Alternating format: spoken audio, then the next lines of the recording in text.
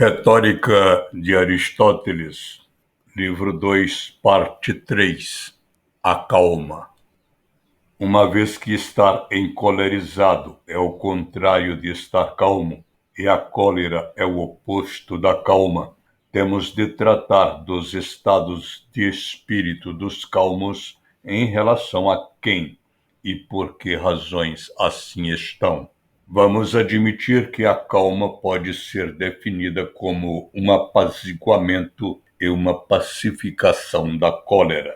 Ora, se os seres humanos se encolerizam contra os que desprezam, e esse desprezo é voluntário, é evidente que, em relação aos que não procedem da mesma maneira, ou o fazem involuntariamente, ou aparentam fazê-lo, mostram-se calmos. De modo semelhante, mostram-se calmos com os que pretendem o contrário do que eles próprios fizeram, com os que fazem o mesmo consigo próprios, pois ninguém parece desprezar-se a si próprio, com os que reconhecem as suas faltas e se arrependem, visto que o mal-estar que provocaram nos outros os faz sentir culpados e põe em cobro a cólera. Um indício do que acabamos de dizer está no castigo dado aos escravos. Castigamos, sobretudo, os que nos contradizem e negam as suas faltas, mas apaziguamos a nossa cólera com os que reconhecem que são castigados com justiça. A razão deste procedimento reside no fato de que negar uma evidência é uma vergonha e que o desaforo é desprezo e desdém.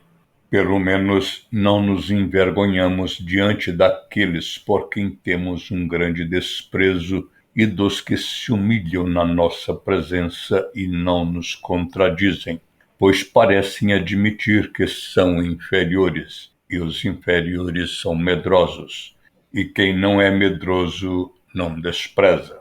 A prova de que a ira cessa em relação aos que se humilham está nisto.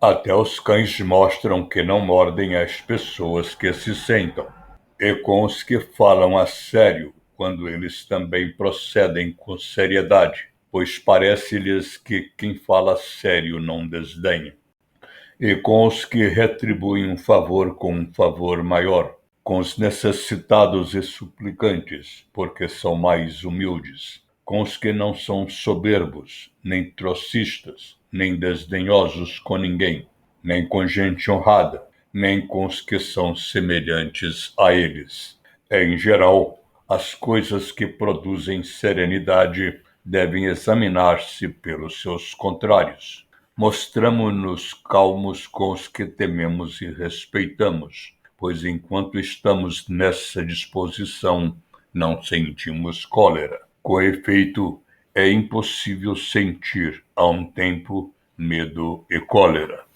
Quanto aos que agem por cólera, ou não nos encolerizamos com eles, ou encolerizamo-nos menos, pois, ao que parece, não agiram por desprezo. É que nenhum homem irado despreza, visto que o desprezo não comporta mágoa, enquanto a ira é acompanhada de mágoa. Também nos mostramos calmos com os envergonhados.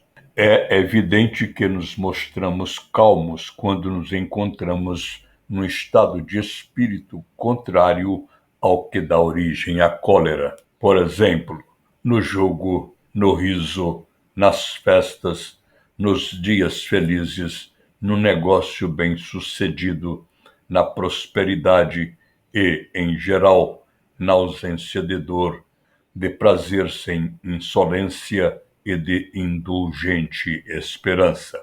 Além disso, mostram-se calmos os que dão tempo ao tempo e não se deixam dominar repentinamente pela ira, porque o tempo faz cessar a ira. Mas a ira, mesmo aquela mais forte que se sente contra uma certa pessoa, cessa se já antes tiver havido vingança contra outra. Por isso, Filócrates respondeu bem quando, diante do povo irritado, alguém lhe perguntou: por que não te defendes? Ainda não. Mas então quando?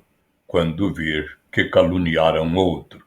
Na verdade, as pessoas ficam calmas depois de verem esgotada sua ira contra outra. Foi o que aconteceu a Ergófilo. Se bem que os atenienses estivessem mais indignados com ele do que com Calístenes, deixaram-no ir em liberdade, porque na véspera tinham condenado Calístenes à morte. E as pessoas tornam-se calmas se os seus ofensores forem apanhados e se sofrerem um tratamento pior do que aquele que poderiam infligir-lhe os que estão encolerizados contra eles, pois creem que já obtiveram de algum modo vingança.